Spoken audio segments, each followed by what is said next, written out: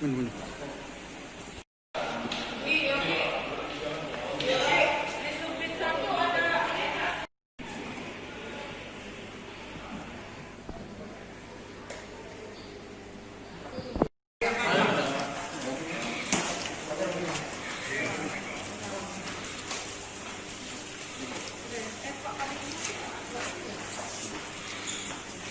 Balik ini ya, balik badan ke sana ya.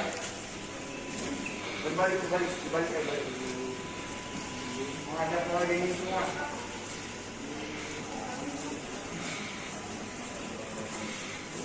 Menghadap ke dinding.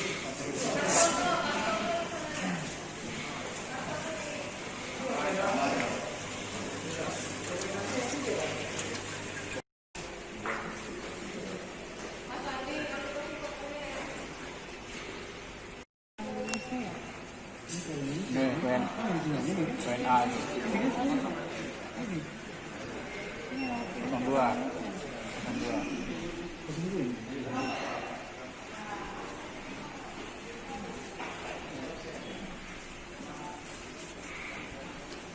Pemain bola ya. Ketentuan undang-undang perbuatan pidana. Jadi proses itu dilakukan sudah menyalahi aturan. Ya, kan? Kemudian saya jelaskan masing-masing peranan tersangka tadi secara eksplisit saya.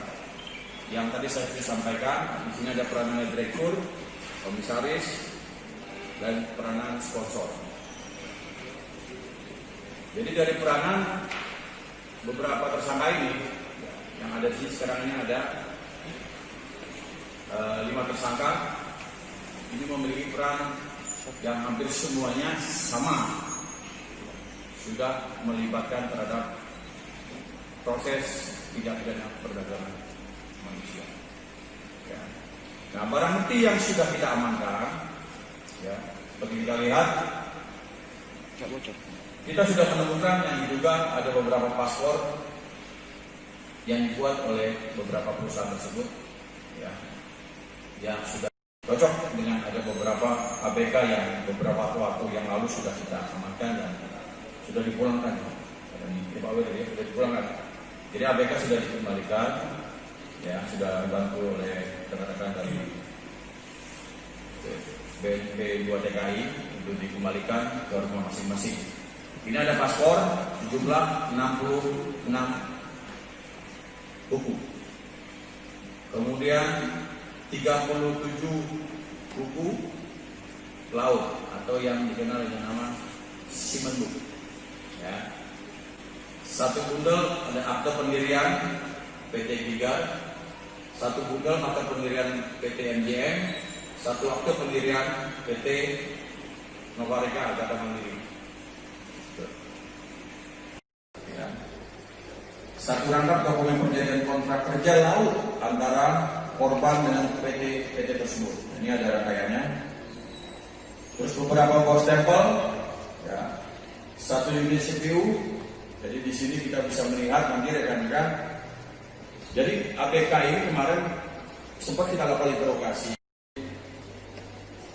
Sekarang masih di luar, ya. Ya, kurang lebih 100 lebih ABK. Nah, di luar 22 yang sudah kemarin kita amankan. Kemungkinan, namun proses kita ongoing, ya, sambil kita melakukan proses penyelidikan. Mungkin insya Allah kalau kita bisa menemukan rekan-rekan ABK itu, ya, kita bisa koordinasi dengan Kementerian Luar Negeri, dengan Kemenaker, kemudian dengan instansi terkait, baik TNI maupun pihak-pihak lain yang bisa membantu mengidentifikasi atau melihat atau mengetahui di mana posisi rekan-rekan ABK ini yang sekarang sedang melakukan pelayaran. Pasal yang jadi dua lengkap, ya. Pasal 4-nya, pasal 7-nya, pasal 10. Ya, jadi kita sudah nggak main-main lagi, ya, di Undang-Undang Tindak Pidana Pemberantasan Perdagangan Manusia tahun 2007. Namun demikian, kita juga akan terapkan beberapa pasal di antara tindak pidana pencucian uang dan mungkin kita akan mengarah ke korporasi. sebagian besar kalau kita urut, ya, kita lihat mekanisme prosesnya sampai dengan perbuatan terakhirnya sampai akibat yang diakibatkan hal tersebut diduga di sini melibatkan beberapa korporasi, yaitu beberapa perusahaan, ya, dalam hal ini mungkin moratorium itu kita semuanya pasif. Nah, sementara kalaupun kita kembali kepada proses rekrutmennya itu semua dilakukan diduga tidak sesuai ketentuan, yaitu diduga palsu. Salah satunya pembuatan paspor, ya, yang didukung oleh sponsor-sponsor yang dalam hal ini nanti kita kembangkan.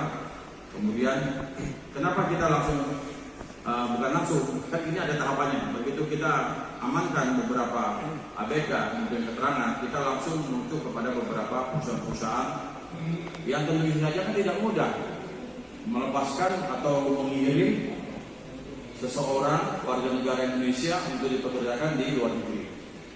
Ya, jadi hampir semua ABK rata-rata sama kronologisnya, mengurus tidak melalui proses latihan kerja, tidak sesuai dengan kompetensinya, kemudian langsung dikirim ke Singapura, dijemput sama beberapa orang yang tidak dikenal, berlayar jalan. Kasusnya di tengah laut tidak menguasai mesin robot pancing ikan di laut, terjadi penganiayaan, intimidasi, penyiksaan, dan eksploitasi di luar batas kemanusiaan. Itu ya. Tadi negara Indonesia, ya, saudara almarhum Hasan ini, yang pertama kita sekarang adalah melakukan siapa sih proses itu. Kalau pertanyaan Juanda itu nanti berproses ya. Jadi nanti kita ketemu nanti begitu nanti ini kan rekan-rekan ini baru kita amankan baru 1 hari kita ambil. Nanti pengembangannya nanti akan kita update lebih lanjut.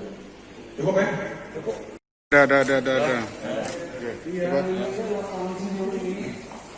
Sip. Gimana warga kelas ini? Bisa bahasa Inggris kan? You can speak English. Okay.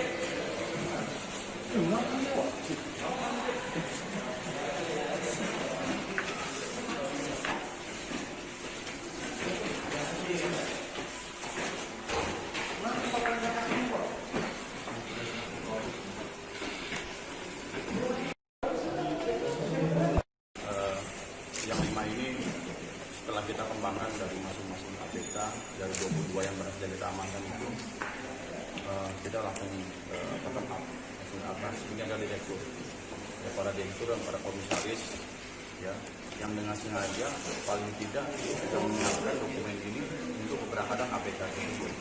Jadi ABK tersebut berangkat tidak melalui proses yang sudah ditentukan oleh undang-undang, kemudian sampai dengan ya ini kejadian yang kalau ketemu si Hasan ini meninggal, akhirnya semua tidak ada yang bisa menjamin bahwa yang bersangkutan dalam hal ini korban mendapatkan asuransi.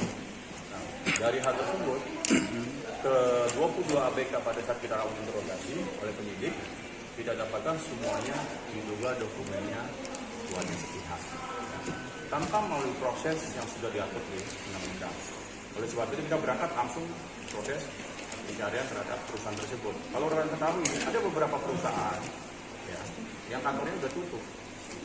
Jadi mereka hanya mengandalkan rekomendasi yang dulu pernah mereka dapatkan dari Kementerian Tenaga Kerja, dari beberapa instansi yang terkait terhadap pemberangkatan tenaga kerja ke luar negeri, khususnya yang ahli, ya, kompetensi pada nelayan. Ini ABK maksud saya. 22 kan rekan tahu sendiri. Dari 22 ABK itu sama sekali tidak ada memiliki sertifikasi keahlian di bidang perikanan di laut. Ya wajar, begitu sampai laut mereka nggak bisa apa-apa, gajinya kecil, digebukin, dipukulin. Nggak bisa mengendalikan operator pada yang namanya robot pancing itu. Karena apa? Ya mereka berangkat seperti orang ambil orang, terima orang, diberangkatkan ke Singapura tanpa keahlian. Jadi demikian kan, makanya begitu kita mengembangkan, kita cari, ya juga perusahaan-perusahaan itu harus bertanggung jawab. Berapa orang warga negara asing dan warga negara asing 1 orang. Ya. Itu kan terkait dengan meninggalnya Hasan ABK tersebut, yang pada saat beberapa waktu lalu pernah kita rilis. Ya, gitu. Yang lainnya warga negara Indonesia. Ya, kalau dari kemarin penyidik sudah melakukan pengembangan, ya, itu juga ada masih 100 orang lebih di luar sana yang harus kita selamatkan. Kita akan komunikasi dengan pihak yang masih terkait untuk mengetahui posisi terakhir mereka. Ya iya, karena hakikatnya TPPO gitu, menyelamatkan korban dulu kita gitu. Gimana? Ya, kayak kemarin itu, coba. Yang pertama, kasus pertama terjunnya 2 ABK kapal karena dipukuli sama Albojo. Nah sekarang karena pada saat itu ya kita tidak menyerang situasi, terlambatnya informasi, kita tidak bisa melakukan pengejaran terhadap kapal tersebut karena sudah keluar institusi wilayah hukum perairan Indonesia.